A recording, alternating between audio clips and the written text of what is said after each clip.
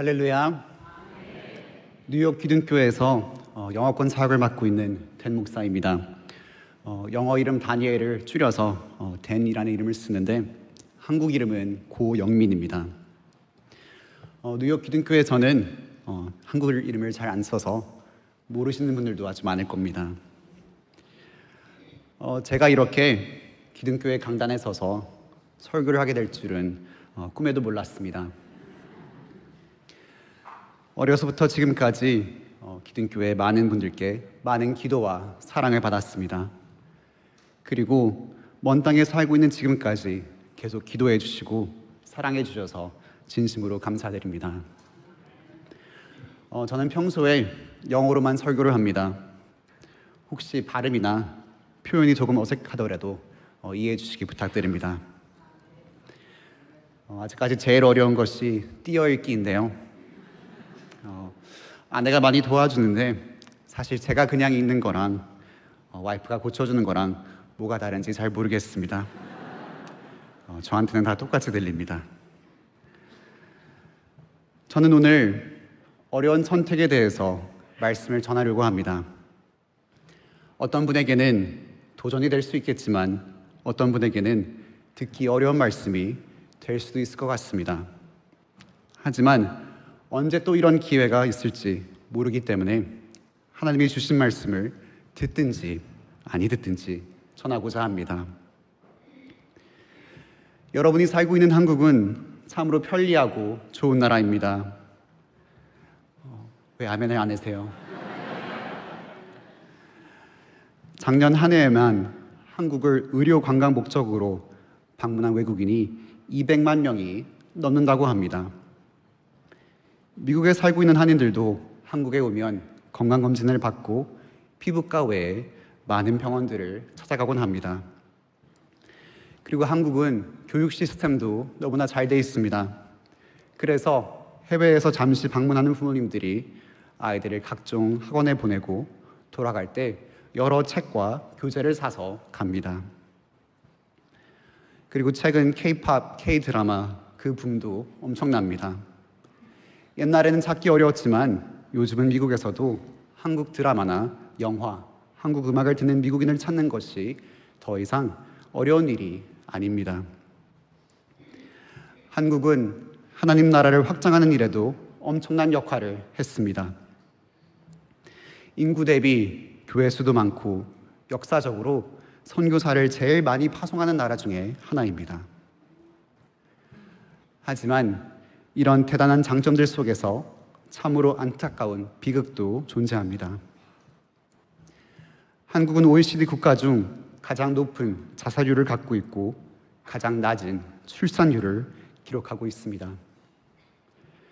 그리고 한국에서 장애에 대해 연구한 자료를 찾아보니 여전히 한국 사회에는 장애에 대한 깊은 사회적 편견이 있다고 합니다. 장애가 그 부모와 가족에게 수치심으로 여겨지기도 하고 많은 경우 사회적으로 고립된 채 제한된 지원 쪽에서 감당하기 어려운 짐을 짊어지고 살아간다고 합니다. 저에게는 아들 둘이 있습니다. 제 막내 윤우는 다운 증후군을 갖고 태어났습니다. 다운 증후군은 21번 염색체의 추가 복제본으로 발생하는 유전 질환입니다. 비정상적인 세포 분열 과정에서 21번 염색체가 전체 또는 그 일부가 하나 더 만들어지게 되는데 이렇게 추가된 유전 물질이 다양한 의학적, 발달적 문제를 일으키는 원인이 되기도 합니다.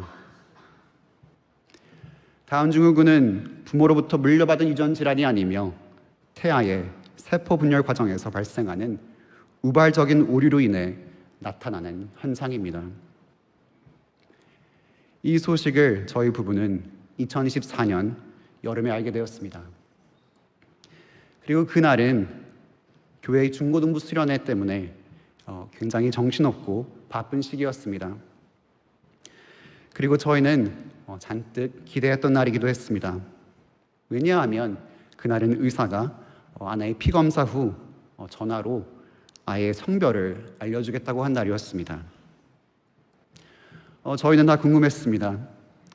과연 고씨 집안에 또 아들일까? 이번에는 딸이 나올 수 있을까?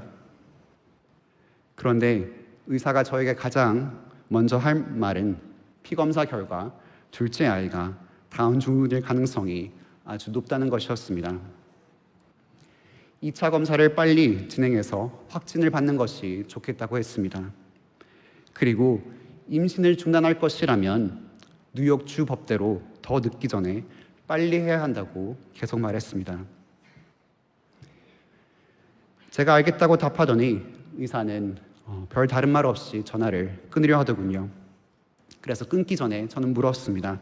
아이의 성별이 무엇입니까? 그러자 그 의사는 의문이 가득한 톤으로 제게 되물었습니다. 성별을 알고 싶으세요? 마치 아이에게 다운 증후군이 있는데 지금 성별을 아는 것이 그렇게 중요해? 라고 묻는 듯한 느낌이었습니다. 제가 알려달라고 말하자 의사는 잠시 침묵하다가 아들이라고 답해 주었습니다. 역시 또 아들이네. 2차 검사, 3차 검사까지 확진을 받았습니다. 그 후로도 의사들의 권면과 질문은 계속되었습니다. 그들은 물었습니다. 임신을 계속 유지하실 건가요? 만약 중단하기 원하신다면 법적으로 허용되는 시간이 얼마 남지 않았습니다. 빨리 결정하셔야 합니다. 그리고 빠를수록 산모에게도 안전합니다. 참으로 답답하고 슬프기도 하고 화도 나고 여러 가지 감정을 느꼈습니다. 그것도 목사 안수를 받은 해에 안수를 받은 지 몇 달도 안 됐을 때 들은 소식입니다. 그리고 저희 부부에게는 오랫동안 기도하며 기다린 둘째 임신이었습니다. 저는 딱 두 가지만 기도했습니다. 첫째는 하나님, 이 아이가 자라서 예수님을 만나 믿음의 사람이 되고 천국 백성 되게 해주세요. 그리고 둘째는 건강하게 해주세요. 대학 때 생물학을 전공한 저는 유전학도 공부했습니다. 그래서 건강을 위해 기도할 때 구체적으로 기도를 했는데 기도 중 하나가 유전적으로도 문제가 없는 아이를 태어나게 해주세요였습니다. 그런데 그렇게 기도함에도 불구하고 유전에 문제 있는 아이를 임신하니 정말로 너무나 힘들었습니다. 기도도 하기 싫어지고 이해도 안 되고 답답했습니다. 하지만 저에게는 그 의사와 통화를 했던 순간부터 임신을 중단하는 옵션은 선택지에 없었습니다. 믿음이 아주 좋아서 그렇게 결정했다고 하면 좋겠지만, 키울 자신이 너무 넘쳐나서 그렇게 말했다고 했으면 좋겠지만 그런 이유 때문이 아니었습니다. 저도 걱정이 앞섰습니다. 다른 아이들보다 성장도 느리고 평생 다양한 건강 문제를 있을 수도 있고 사회적으로 힘들 수도 있는데 이 상황이 우리 가족에게 어떤 영향을 미칠지 걱정되었습니다. 아이가 겪게 될 수 있는 모든 건강 문제들이 걱정되었습니다. 앞으로의 생활은 어떨지, 그리고 과연 사역은 가능할지 걱정이 됐습니다. 그리고 아직 어린 첫째에게 어떤 영향이 갈지 물론 걱정되었습니다. 그리고 나중에 윤우가 독립적인 삶을 살 수 있을지도 걱정되었습니다. 그렇게 독립적인 삶을 사는 아이도 있지만 평생 돌봄이 필요한 아이도 있기 때문입니다. 만약 독립하지 못한다면 부모인 우리가 살아있는 동안에는 어떻게든 돌보겠지만 나중에 그 모든 부담이 고스란히 첫째에게 갈 텐데 그 생각을 하면 앞이 참 캄캄했습니다. 목사라서 아이를 키우기로 결정한 것이 아닙니다. 사람들의 말이 두려워서 결정한 것이 아닙니다.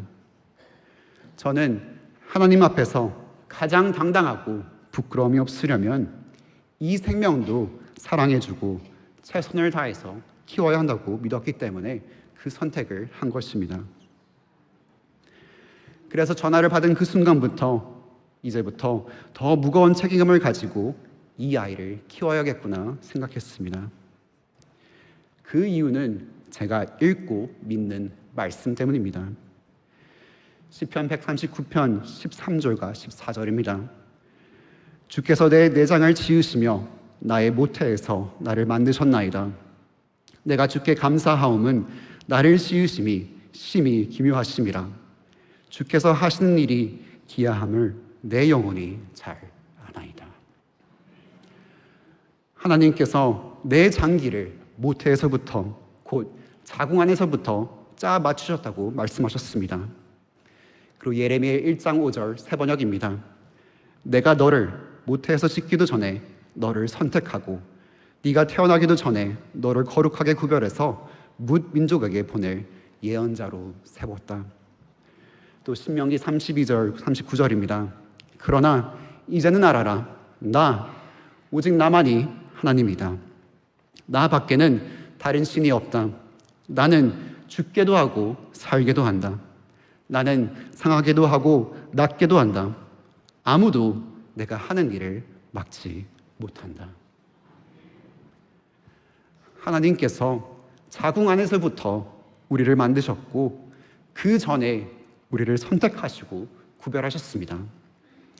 죽게도 하시고 살게도 하시는 것도 하나님, 상하게도 하시고 낫게도 하시는 것도 하나님이신데, 이런 말씀을 알고 믿는데 어떻게 아이를, 어떻게 생명을 함부로 대하고 다시 하나님 앞에 설 수 있겠습니까?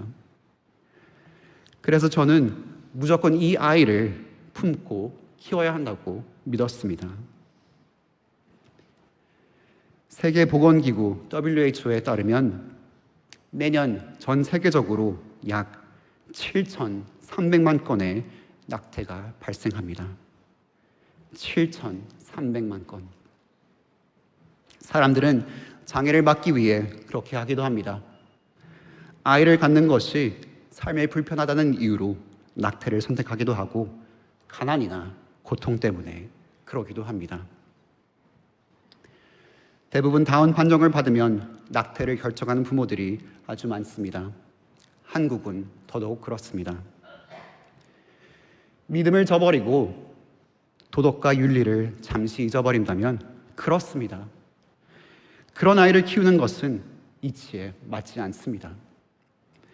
그들은 질병에 더 취약하고 훨씬 더 많은 돌봄이 필요합니다. 그들은 느리고 다른 사람들까지 더디게 만들 수 있습니다. 그래서 사람의 생각으로 판단하면 이런 아이는 지워버리고 건강한 아이를 품는 것이 표면적으로 좋아 보일 수 있습니다. 그러나 그것은 사람의 생각일 뿐 하나님의 관점은 다릅니다. 그리고 살인이라는 말 대신 지운다는 표현을 쓰면 그 죄가 덜해지는 걸까요? 오늘 본문을 보면 예수님께서 제자들과 함께 길을 가시다가 날 때부터 맹인된 한 사람을 보십니다. 요한복음 9장 2절입니다. 제자들이 물어 이르되 랍비여, 이 사람이 맹인으로 난 것이 누구의 죄로 인함이니이까? 자기니이까? 그의 부모니이까? 제자들은 질병, 특히 선천적 실명은 본인이나 부모의 죄에 대한 형벌이라고 믿었습니다. 이는 당시 사람들이 믿었던 신념입니다. 3절입니다. 예수께서 대답하시되 이 사람이나 그 부모의 죄로 인한 것이 아니라 그에게서 하나님이 하신 일을 나타내고자 하심이라. 예수님께서는 그 실명이 죄 때문이 아님을 분명히 하셨습니다. 대신 이 상황은 하나님의 일이 그 사람의 삶을 통해 나타나기 위함이라고 설명하십니다. 예수님께서는 그를 고치심으로 하나님의 능력을 나타내셨습니다. 이 사건이 저주가 아니라 하나님이 하실 목적을 위한 것임을 강조하셨습니다. 어쩌면 하나님께서 이 세상에 약한 사람, 노인, 병든 사람, 그리고 장애가 있는 사람들을 허락하신 이유는 우리 사회에서 부족하다고 여겨지는 사람들을 통해서도 하나님께서 일하신다는 것을 우리에게 알려주시기 위함일지 모릅니다. 우리가 자신의 이기심과 인간적인 완벽함을 쫓으려는 마음을 넘어 하나님을 바라보고 그분을 의지하는 법을 배우라는 것을 깨닫게 해주시기 위해 한 일일 것입니다. 예수님께서는 치료하신 맹인에게 이렇게 말씀하셨습니다. 요한복음 9장 39절입니다. 예수께서 이르시되 내가 심판하러 이 세상에 왔으니 보지 못하는 자들은 보게 하고 보는 자들은 맹인이 되게 하려 함이라 하시니.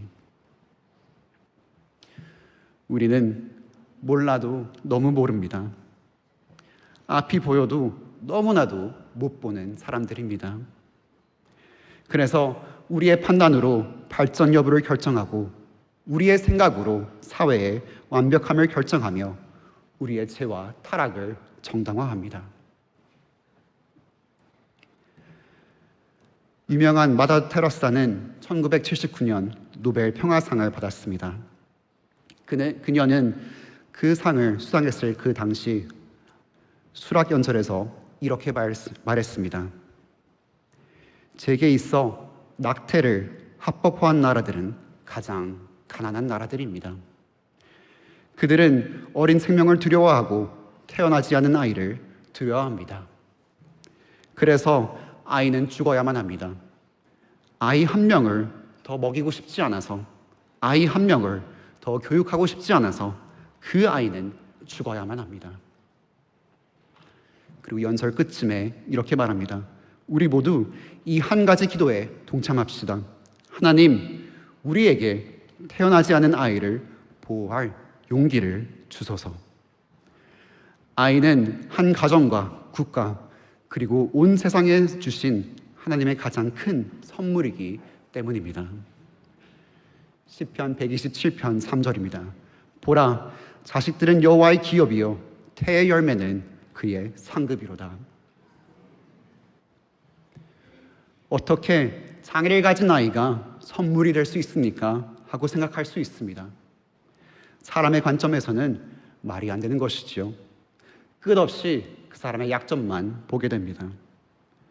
우리 생각으로 이해하려 들기 시작하면 낙태를 정당화시키게 되고 왜 세상에서 약한 자들을 제거하는 것이 더 나은지 정당화할 수 있는 수만 가지 이유를 내게 됩니다. 오늘 여러분께 묻겠습니다. 자녀가 짐입니까? 걱정거리이고 골칫덩어리입니까? 그리고 재정적으로 감당하기 불가능한 존재입니까? 그렇다면 그런 존재가 되는 것입니다. 그러나 하나님께서 주시는 생명은 기업이요 상급입니다. 여러분은 하나님의 말씀을 믿으시겠습니까? 아니면 사람의 생각대로 연약한 생명은 짐이라고 판단하시겠습니까? 모세가 자기의 연약함을 하나님 앞에 늘어놓을 때 하나님께서는 이렇게 말씀하셨습니다. 출애굽기 4장 11절입니다. 여호와께서 그에게 이르시되 누가 사람의 입을 지었느냐? 누가 말 못하는 자나 못 듣는 자나 눈 밝은 자나 맹인이 되게 하였느냐? 나 여호와가 아니냐? 하나님 앞에서 우리가 할 수 있는 것은 이해가 아닙니다. 설득되는 설명을 요구하는 것이 아닙니다. 우리가 하나님 앞에서 할 수 있는 것은 주는 여호와라는 고백입니다. 우리의 생각대로 다 이해 못해도 우리가 연약해도 믿고 순종하는 것입니다. 제 아들 윤우는 이제 19개월이 좀 지났습니다. 아직도 병원에 자주 가야 하고 수많은 물리치료를 받고 있습니다. 그리고 앞으로 성장하면서도 더 많은 도움이 필요할 것입니다. 물론 지금도 가끔 걱정이 됩니다. 하지만 지금은 태어나기 전에 왜 그렇게 마음 아파하고 걱정했나 싶을 정도로 행복합니다. 아이를 보면 웃음이 나옵니다. 그리고 지금은 그때보다 더 하나님께서 이 아이의 삶을 보호하시고 주관해 주실 거라는 믿음이 확고하게 있습니다. 제 아들 윤우를 키우면서 하나님께서 저에게 이런 마음을 주셨습니다. 너의 아들 윤우를 너는 사랑하지 않니? 유전자에 문제가 있지만 너는 그 아이를 사랑하고 천하보다 더 귀하게 여기지 않니? 문제가 있다고 해서 없어지길 바라는 것이 아니라 지금보다도 더 잘 크고 더 건강하길 바라지 않니? 이것이 내가 너와 윤우와 모든 사람을 볼 때의 마음이야. 이것이 죄로 병든 인간들을 보시는 하나님의 마음이라는 것을 다시 한번 깨닫는 과정이었습니다. 죄로 가득한 우리를 파괴하고 싶은 마음이 아니라 어떻게 해서든 치료하시고 구원하시고 싶어 하시는 우리의 하나님이십니다. 그리고 구원을 받아 더욱더 영적으로 건강한 하나님의 자녀로 살게 하고 싶으신 우리 하나님 아버지의 마음입니다. 마가복음 2장 17절입니다. 예수께서 들으시고 그들에게 이르시되 건강한 자에게는 의사가 쓸데없고 병든 자에게라야 쓸데있느니라. 나는 의인을 부르러 온 것이 아니요 죄인을 부르러 왔노라 하시니라. 한때 미국 부대통령이었던 휴버트 험프리는 1977년 미국 보건복지부 청사보건직에서 이런 말을 남겼습니다. 정부가 얼마나 도덕적인지 알 수 있는 기준은 그 정부가 사회의 가장 약한 사람들을 어떻게 대하느냐에 달려 있습니다. 즉, 인생을 시작하는 어린이, 인생을 마무리하는 노인, 그리고 병들고 가난하며 장애가 있는 사람들을 어떻게 돌보는지가 그 정부의 진짜 모습입니다. 우리가 하나님을 사랑하고 이웃을 사랑한다는 진정한 기준은 우리가 이 세상에서 얼마나 훌륭하고 얼마나 완벽하며 문제없이 살 수 있느냐, 그것을 보는 것이 아닙니다. 진정한 기준은 죄와 아픔, 고통이 가득한 이 세상 속에서도 우리가 여전히 하나님을 주로 높여드리며 그분을 사랑하고 우리의 이웃, 특별히 도움이 필요한 이웃을 얼마나 사랑하는지, 그거에 달려 있습니다. 생명은 소중하다는 것을 기억하시기 바랍니다. 왜냐고요? 따로 설명할 필요가 없습니다. 하나님께서 귀히 여기시기 때문입니다. 여러분의 생명이 소중합니다. 여러분의 삶을 귀히 여기시기 바랍니다. 함부로 대하지 마시기 바랍니다.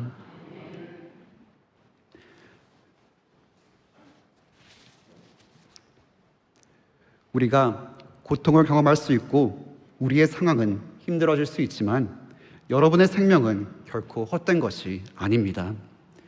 여전히 하나님은 여러분의 삶에 계획이 있으십니다. 그리고 기억하시기 바랍니다. 다른 사람들의 생명도 소중합니다.